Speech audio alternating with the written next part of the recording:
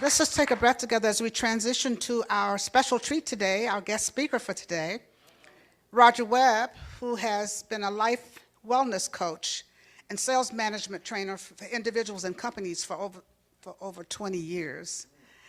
He's a master NLP practitioner who has a deep commitment to helping others break through their limiting beliefs to achieve amazing success. That's the way he says it, amazing success.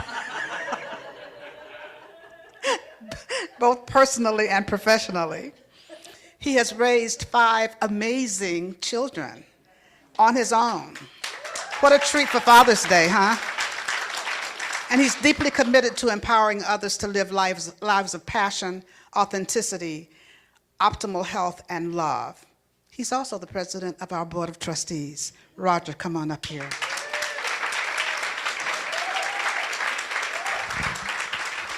Can we just rub our hands together and repeat after me and show him some love? Roger, we love you. We bless you. We open our hearts and our minds to greet you and to receive your message today. We thank you for being here and for being you. We love you. That's awesome. Thank you. Oh, I think I'm getting my stuff and your stuff mixed up. Hang on. Hang on, I'll get this together. Yes. Oh, look, Roger Webb has been a life and wellness coach. Where am I? There I am. Okay. You've got too much stuff. So first of all, I got to say, I remember thinking it was weird to go to a church that had coffee after service. We got champagne. That's how we do church. It's pretty awesome. Okay, I think I'm ready. So happy Father's Day, everybody. Very excited to be here.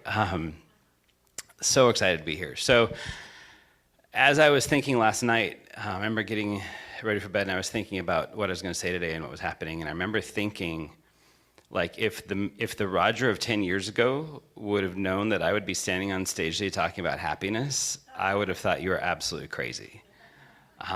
About 10 years ago, I didn't know what happiness felt like. There was a time in my life that was super dark, and if you'd asked me to describe happiness, I don't think I could have. And so I'm pretty excited to see where I've come. And what I'm going to share with you today is how I got here. I have a hard time speaking about something unless I've lived it, and so that's how I speak. That's what I do. So speaking of Father's Day, I can say I'm super excited. 2 of my 5 are here today. And I can say that the deepest, most amazing, fulfilling, amazing joy that I've ever found in my life has been from my children, from being a father. And at the same time, I can say that the deepest despair, the most sadness, the most heartbreak, the most frustration, the most anger, the most resentment, the most upset, the most all of that I've ever felt in my life has come from being a father. How is that possible? But yet, when I think of being a dad, I don't think about all that other stuff. I think about what an amazing, beautiful, incredible gift I've been given to be a father. And so that really ties into what I want to talk about today. How can we have it all? How do we choose joy when we have life happening, right? Because life happens. I'm going to talk about trust today. And when I thought about this, I thought, wait a minute, I'm talking about happiness. No, I'm talking about trust, and we're going to talk about what that means and how that works. So I have a quote. I can't speak here without quoting Ernest Holmes, right, or I'd get in trouble. So let me ask you first, though, how many of you are living where you have every moment of every day just awesome?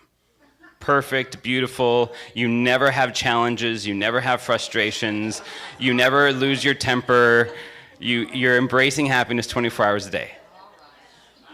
Nobody? Okay. 4 hours, okay, good.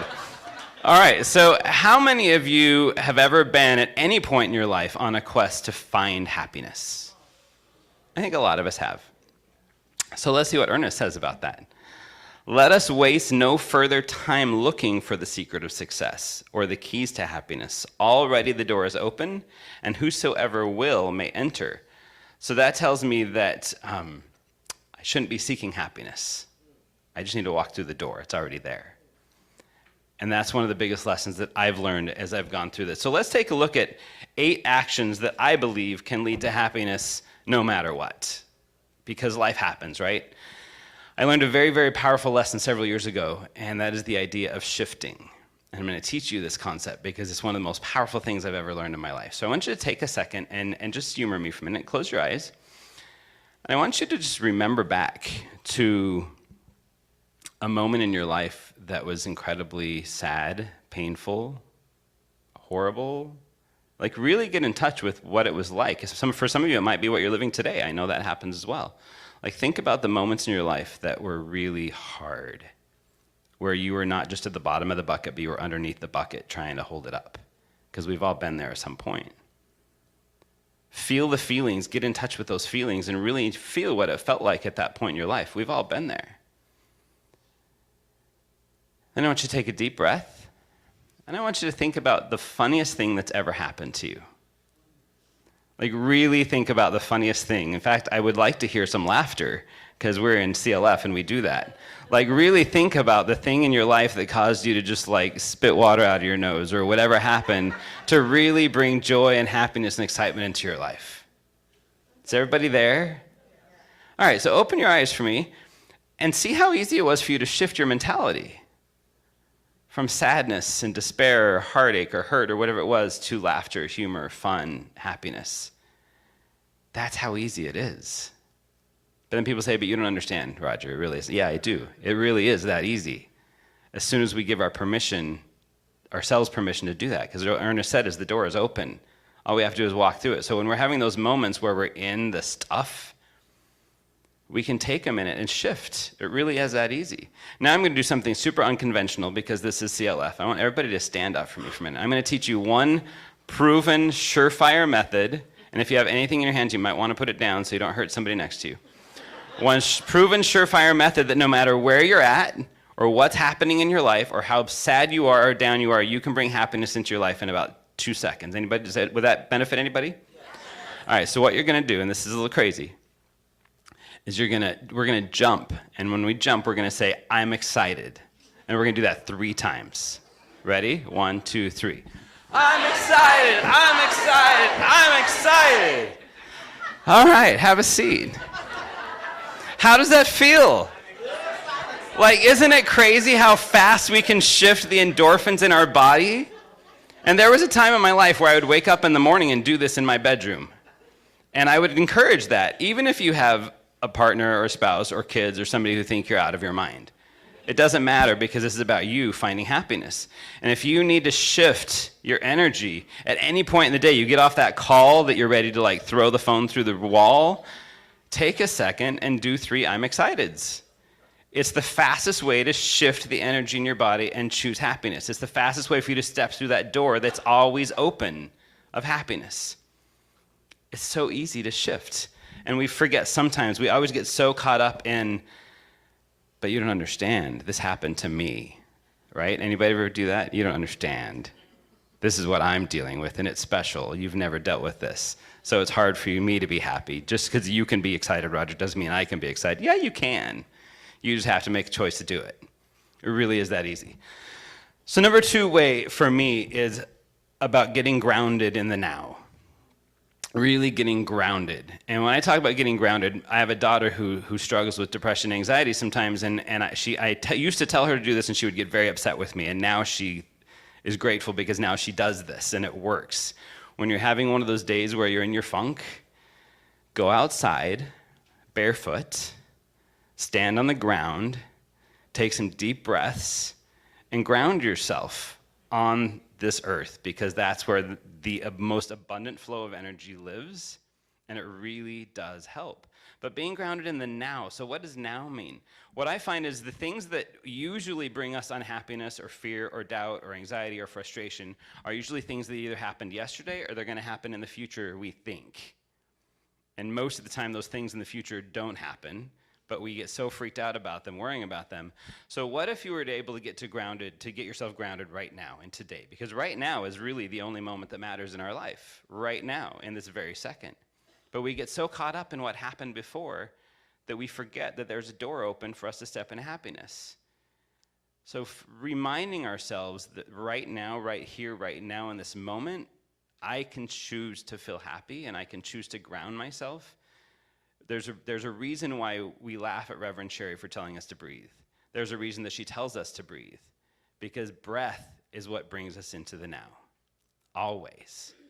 There's an amazing exercise I found. Anybody know Wim Hof? I love the Wim Hof method. It's something I'm really starting to get into right now. But there's a meditation, I'll just tell you right now. You can do a YouTube search for Wim Hof guided breathing, and there's actually it's like a 15-minute YouTube video that teaches you how to breathe in such a way that grounds you in this very moment. And I experienced it for the first time a couple days ago, and I was coming into a pretty rough, I was feeling kind of funky at the time, and I had some rough stuff that I thought was going to be rough that night to deal with. And I did this technique, and the rest of the night was awesome, because I grounded myself in the now, and I was able to connect with what's important. Breath and grounding yourself does amazing wonders for what you can do. One of my favorite ways to get out of a funk is to express gratitude. Anybody keep a gratitude journal? If you don't, I highly recommend it. Not just in here, which is where mine used to live, and I try to get it on paper now. But I'm going to make a challenge to you, and that is to start showing gratitude for the things that are bringing you unhappiness. Start showing gratitude for the things that are causing despair in your life. Start showing gratitude for the things that hurt you. Bless those that curse you. Remember that quote that somebody once said? Right? Yes. Shakti Tribe teaches that. It's gratitude for what is bringing the unhappiness in your life will help you find the love for that thing. This morning, in this present moment, I'm giving gratitude for these hard church pews that remind me that I'm a human being and need to take care of my back. So you see, my back hurts, and I could dwell on the fact that my back hurts, but instead I can be grateful for this beautiful chair that I have to sit in because other people don't have chairs. And I can be grateful that chair reminds me that I need to take care of myself, even though it's wrecking my back. But I have a choice of which way I can take it. Gratitude is the fastest way to get out of a funk. And an even faster way is to show gratitude for those things that are causing your funk. And that's hard. It's really hard. But find those things. We're going to talk a little bit more about that in a minute. One of our sacred 7 is my next way to find happiness in my life, and that is to serve. It's impossible to be unhappy when you're serving other people. It really, truly is. In any shape, in any way, in any form, whether it be, a friend of mine posted this morning on Facebook a picture of her little boy gathering shopping carts out in the parking lot. And when she asked him why he was doing that, he said, because that will make it easier for the man who has to come and do it. That's service. It doesn't matter where or how, and that's super simple. It could be a simple matter of opening a door for somebody. It could be a simple matter of smiling at somebody. That's service. But when you are serving others, it's impossible to maintain that funk that we're in. It is possible to choose joy through serving other people. So I'm going to challenge you all in the next 24 hours to find something you can do to serve someone. Anything. Anything at all. You can serve me champagne later. It'd be a great way to do it. Service helps in any way, shape, or form. There's a concept that I learned, in one of my coaching programs 20-something years ago, and I have to make sure I look at my note because it gets a little complicated. And the 5th step is what I call follow the B. And B-E, capital, or just B-E, not B-E, not the bug, but B. And there's a philosophy that I've tried to incorporate into my life. And there's 3 philosophies that people live by. The first one is have, do, be. Meaning, once I have my $1 million, then I'll be able to do good things in the world, then I'll be happy. Okay? There's philosophy number 1. Philosophy number 2 is do, have, be, which means when I go and do this, then I'll have this, then I can be happy. So those are the 2 most common that people live. We want to have something or do something first. But the concept that I want to impart to you is to be, do, have. Meaning, do you understand what I say when I say beingness? What's your beingness? Who are you being in this world? Who are you being in your interactions? When I am being something, when I'm being happy, then I can do great things. I can serve, I can give, I can love, I can do that, and then I'm going to have everything. It starts with our beingness. And in our world, in our culture, especially in the world today, we get so caught up in the doing and the having that we forget about the being. And so many of us think, well, once I'm a millionaire, then I'll be happy. Once I have this promotion, then I can do this. Once I have this relationship, then I can do this. But it really starts right here, in our own beingness. So I challenge you to wake up in the morning and make a choice. How am I going to be today? How am I going to impact somebody today? How am I going to interact with the stuff that comes in my life today? How am I going to work with that funk that's bound to find me, because it does? How am I going to deal with the situation? What's my beingness going to be like? And if I can make a decision about that first, before I even get out of bed, then I can promise you your day will be full of light. And then when you go to bed again at night, do a little evaluation. How was I being today? Did I let stuff get me down? It's okay if you do, because we're human beings, but it's acknowledging and learning and saying, wow, yeah, that one got me, so now I need to be a little bit better tomorrow morning when I wake up and shift it tomorrow. That's what growth is about. I loved your song. Changing our belief is what does it. Changing our beliefs that we thought were supposed to, how many times do we think that this is how the world is supposed to be? Oh my gosh, if I'd have lived my life by how I thought the world was in my 20s, we'd be in a whole different place. But our beingness is what shifts that, is how we're doing this. So I had one of my favorite college professors was my choir director in college. He was one of those people, this is number 6, he was one of those people who laughed in a way that you could be in a room of 10,000 people and you knew exactly where he was. It was like the deepest belly laugh you'd ever heard in your life, and it was beautiful. We were at a comedy show a couple nights ago, and there's a woman down the way from us that had that laugh, and it just always warms my heart when I hear that. The best way to get yourself out of a funk is to laugh. And here's the deal, I don't care how big your funk is, you can find something to laugh at. Laughter truly is the best medicine, and we forget. I remember, when I went through a pretty dark part of my life, I remember one day waking up and realizing, wow, I haven't laughed in a really long time. Then I remembered Dr. Lunt, and remembered him laughing, and I'm like, that's my goal. My goal is to laugh like that. And I don't care if people get embarrassed. His kids were embarrassed of him all the time. But that laughter was like an icon to so many people. So my goal in life became to be that guy that laughed so uncontrollably that I could care less what anybody else said or did or thought, because laughter brings amazing joy. So how many of you have ever played the laughter game, where you lay down on someone's belly or whatever, and one person ha, and after a few minutes, everybody's dying laughing? Have you ever seen that? It's really fun. So, okay, there's some heads nodding, so I need to teach you how to play this game. It's really great. You lay down on the floor, and another person lays with their head on your belly, and another person with their head on their belly, all facing up, and the first person says, ha! And the next person says, ha, ha! And the next person says, ha, ha, ha! And by the time you get to there, it's done. And it's just fun. But my point in this, though, is when do we laugh? It's like there's this appropriate time to laugh. No, there's always an appropriate time to laugh. Laughter fuels and feeds, and to me, laughter builds the reservoir. We have this reservoir that we need to tap into sometime in our life, and the more you laugh, the more it fills that reservoir. And if you're in that place in your life where you're having a hard time and you are struggling, it is dark, start laughing. Find something to laugh at, even if it's yourself. I do that a lot. Because it builds the reservoir. And you can tap into that reservoir when you need to find that peace and that happiness that grounds you. Laughter is truly amazing. If you need to watch a comedy show, if you need to do, put my picture up. I don't care what it takes. Find something to help yourself laugh, because laughter really, truly is the best medicine. My daughter Riley, many of you know her. She sings here sometimes.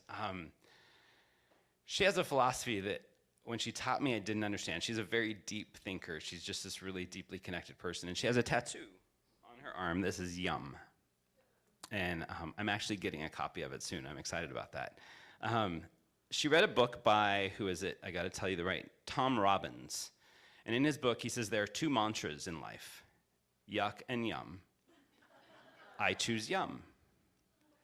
And when she first told me that, I'm like, oh, that's really cool. And I thought it was really great, but I didn't really get what it meant until about a month ago, I was in Denmark.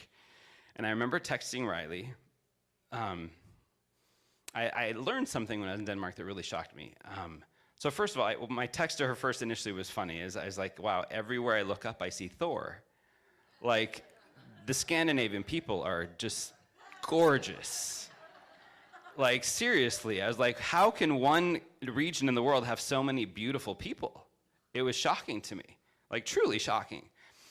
And as I was talking to somebody in Denmark, I learned something that really kind of took me back. The reason why Scandinavian people are so beautiful is because way back in the day, the Vikings roamed the earth and they kidnapped the most beautiful women they found and they raped them to make a beautiful race of people. Wow. You feel how everybody's got really heavy all of a sudden? That's how I was feeling, and I was very conflicted. And I was chatting with Riley about this. I'm like, oh my gosh, I just discovered this. Like, I feel bad saying they're beautiful now because they're the results of this horrible thing. And she said, Dad, that's what it means to choose yum. And I got it. It's like, oh my gosh, I can choose to look at this piece that brought me, ugh. Or I can choose to say, wow, look at these beautiful people. That's yum. I choose yum. What a huge lesson she gave me that day. She told me that's what it means. You're choosing yum right now. And it really hit me that even if there's darkness in our life, we can choose yum. We can find the good that comes from it. We can find what came from it that helps us grow. So I was getting lost down a YouTube rabbit hole last week. You know, you've all been there, right? Those stupid videos they put on the side when you're watching like a business video and they're like, oh, what does that mean? And like 7 hours later, yeah, I got caught in one of those this week. I know you do it, Rochelle, because I've seen how many tabs are on your computer. So one of the videos that I watched was really fascinating to me. So in 2010, there was a flood in Pakistan, and a third of the country was underwater. That's huge. And shortly thereafter, they noticed this phenomena happening, that every tree in the flooded area was enshrouded in spider webs. Like, literally, they looked like Q-tips. Like, that much. It was crazy. If it were me, I would have packed and moved that day. Right? So you could have looked at that and said, wow, yuck, right? That's really gross, and I don't want to live anywhere near that many spiders. So what happened is the floodwaters caused the spiders to go up in the trees. Because they, like humans, they retreated into the trees. And they built these spider webs that literally enshrouded all the trees. Like, that's gross. That's horrible to me. But what they found was the floodwaters took a long time to recede, longer than normal, and they bred mosquitoes. And they found that this mosquito population was actually decreased because they had these huge traps that were catching them, and the rate of malaria decreased in Pakistan. That's choosing yum. Like, you don't know what's happening. Like, all the funk and all the despair and all the garbage that happens in our life, I can guarantee you from my own experience, it always brings something that we can find to be yum about. We can make a choice. Do we choose yuck or do we choose yum? I choose yum. What a beautiful philosophy to follow. And it's super simple. It's super simple.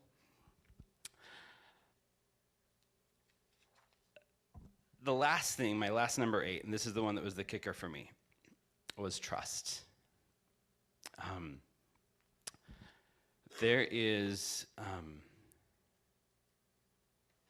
never mind, I'm not going to go there. I heard somebody once in a talk a couple years ago say something that deeply offended me.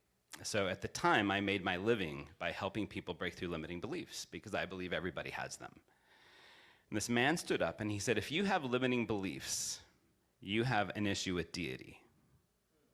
And I got incredibly offended. I was like, what are you talking about? We all have limiting beliefs. And I was very upset. And it wasn't until I was preparing this talk that I realized how true he was.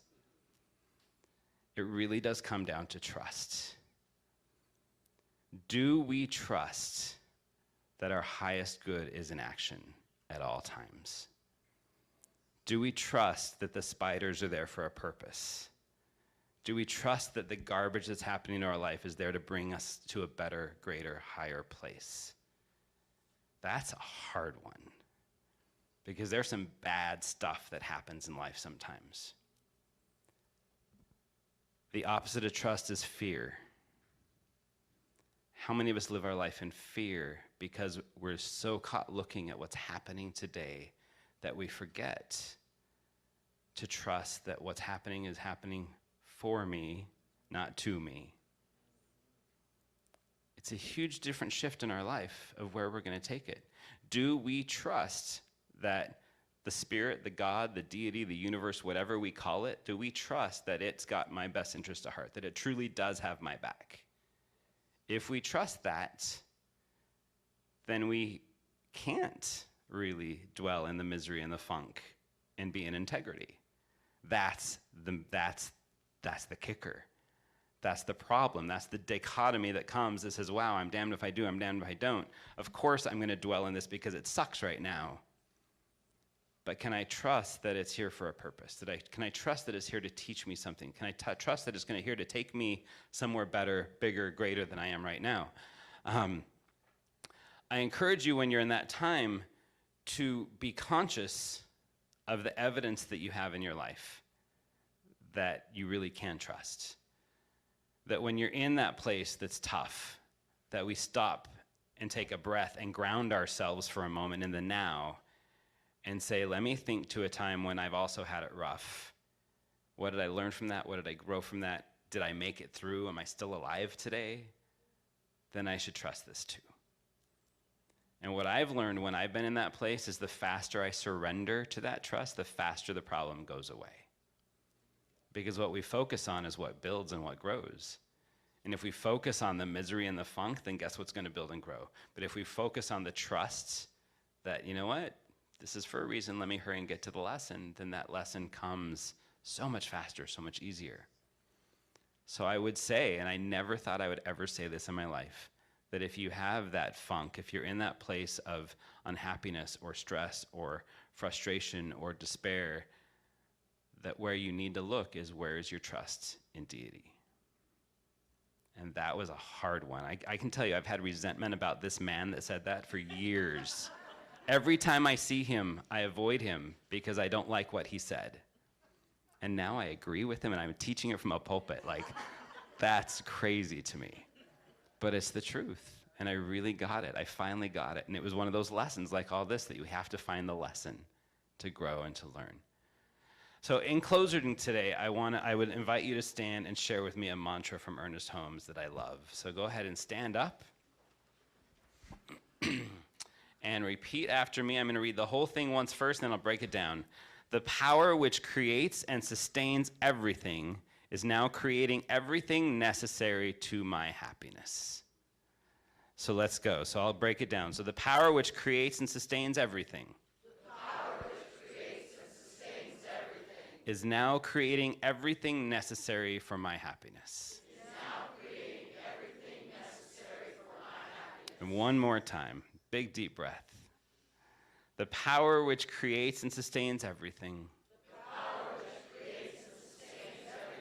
is now creating everything necessary to my happiness. Awesome. All right. So, thank you. Have a seat. My request of you is that we remember that. That we remember that even in our funk and our despair and our unhappiness, the ground is being laid for something beautiful and amazing. Because I can look at those things that caused my unhappiness in 3 or 4 different times of my life where I was truly done living.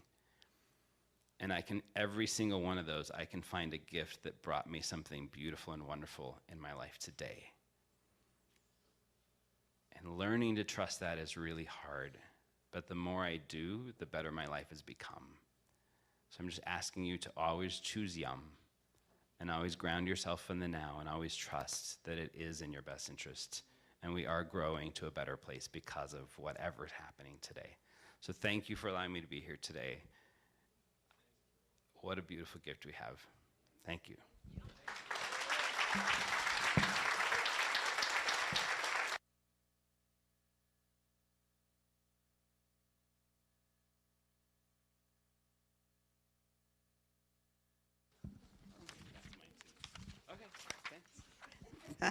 Thank you, Roger.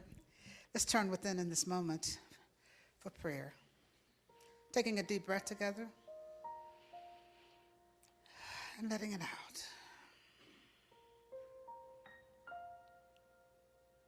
Taking another breath together. And just breathing into that place where we know and sense and feel the presence of God. Recognizing that there's but one presence, there's but one power, there's but one life, there's but one breath. God. My life. The life of all of us here. The source of all. God. And so as we breathe that awareness in and breathe in that truth, I speak this word for each of us this day, speaking a word of trust. Just knowing that that one power, that one presence, that one life, that one mind, that one breath is that which we can trust more than we can trust anything or anyone, always. And so we just allow ourselves to move into that place of trust right here and right now. And as we do, we can release the anxiety and release the fear and release the doubt and release the yuck and embrace the yum of joy, of peace, of love, of happiness, irresistible happiness, of wholeness, that wholeness that is God itself, that wholeness that is revealing itself in and through and as our lives in this moment. And so the word that's being spoken is for healing for each and every one of us in every aspect of our lives, in every aspect of our being, whether it is relationships or in our body temple, in our bodies of affairs, in the world at large. I know that healing is taking place because God is in the midst of everything that's going on. And so knowing this truth, I can just release and relax and give great, great thanks. I pause momentarily here just so that you may speak the names of anyone you'd like held in prayer this day. You may speak their names silently or loud, but you may speak them now.